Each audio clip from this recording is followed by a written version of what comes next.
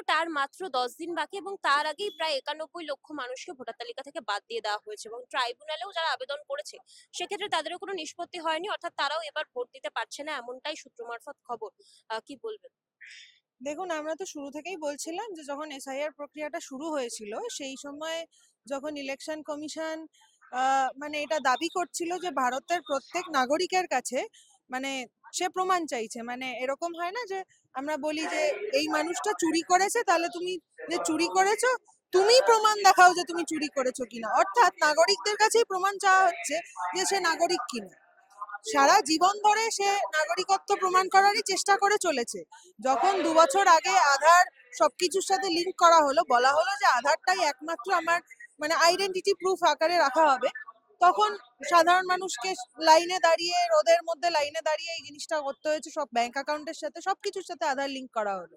তারপরে এখন এসে বলা হচ্ছে যে না, একটা 12টা ডকুমেন্টের লিস্ট করে দেওয়া হলো আপনাকে এবং বলা হলো যে এই ডকুমেন্টগুলো না থাকলে আপনি এই দেশে নাগরিক নন। আপনাকে বলা হচ্ছে যে আপনি ভোট ভোট দিতে পারবেন না, কিন্তু আমরা তো ছোটবেলা থেকেই ইতিহাস বইতে বা সিভিক্স বইতে এগুলো পড়ে এসেছি যে ভোটাধিকার একটা মানুষের ফান্ডামেন্টাল রাইট। এইটা যদি কেউ না দিতে পারে তার মানে সেই দেশের নাগরিক হওয়ার যোগ্য নয়। একটা গণতান্ত্রিক দেশে আমরা বাস করি, যেটাকে আমরা বলি আমরা গণতান্ত্রিক দেশ, সেখানে দাঁড়িয়ে আজকে এসআইআর এর মাধ্যমে এই যে এত এত মানুষকে হয়রান করা হচ্ছে এবং একটা মাত্র ট্রাইব্যুনাল সেট করা হয়েছে জোকাতে, সেখানে বলা হচ্ছে যে 90 লক্ষ মানুষের মানে শুনানি সেখানেই হবে। এটা তো কোনোদিন বাস্তবে সম্ভব নয়। এত এত কেস যে পড়ে আছে সেগুলো সুরাহা হয় না, অথচ তারা বলছে যে 90 লক্ষ মানুষের নাগরিকত্বের সুরাহাটা এই একটা ট্রাইব্যুনাল দিয়ে হয়ে যাবে। সেটা তো সম্ভব নয় এবং আমরা সেটা দেখতে পাচ্ছি যে সেটা সম্ভব হচ্ছে না। এবং যখন আমরা শুরু থেকে আমরা এসআইআর এর বিরুদ্ধে আন্দোলন করছিলাম, তখনও আমরা বলেছিলাম যে আমরা এমন একটা দেশে বাস করি যেখানে সংখ্যাগুরু মানুষের কাছে মাথায় ছাদ নেই। তারা দেওয়ালের খাজের মাঝখানে হচ্ছে তাদের মেডিকেল প্রেসক্রিপশন রাখে।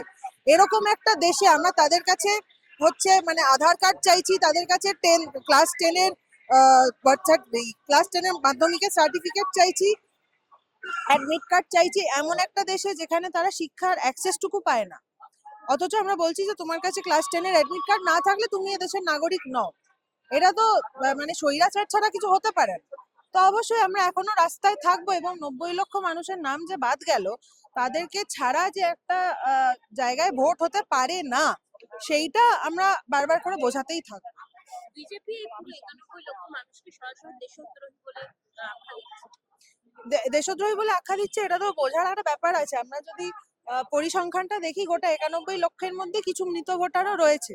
সেটা বাদ দিলেও যারা মানে হিন্দু ভোটারও রয়েছে, মুসলমান ভোটারও রয়েছে। এই যে বিজেপি সরকার বলে যে তারা নাকি হিন্দু রাষ্ট্র করতে চায়, তারা মানে হিন্দুরা খাতরে মে হ্যাঁ, মানে হিন্দুদের প্রচন্ড কি বলবো মানে সংকটজনক অবস্থা, কিন্তু এই যে 91 লক্ষের মধ্যে তো হিন্দু ভোটাররাও রয়েছে। তাহলে কি বিজেপি তাদের পাশে দাঁড়াচ্ছে না? তাহলে কি তাদের মানে ভোটাধিকারটা কি মানে তাদের ফান্ডামেন্টাল রাইট নয়? এটা আমাদের মনে করতে হবে। তাহলে সাধারণ মানুষকে আসলে বুঝতে হবে যে বিজেপি এটা কিসের স্বার্থে করছে। এবং নির্বাচন কমিশন, যার এখানে একটা নিউট্রাল রোল প্লে করার কথা, সে কিন্তু এখানে শুধুমাত্র বিজেপির প্রতিনিধিত্বই করছে, আর তাছাড়া আর কিছু করছে না।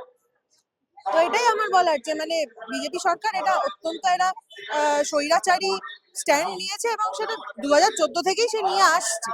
আজকেও যদি মানুষ বুঝতে পারে যে আসলে এসআইআরটা করা হচ্ছে ঘুরপথে, এনআরসি করা হচ্ছে। 2019-20 যখন মানুষ এনআরসি সিএ আন্দোলন করে এই দুটো বিলকে রুখে দিয়েছিল, এটা বুঝতে হবে যে এই 2026-এ এসে এসআইআর এর থ্রু দিয়ে আবার সেই এনআরসি সিএ করারই চেষ্টা হচ্ছে।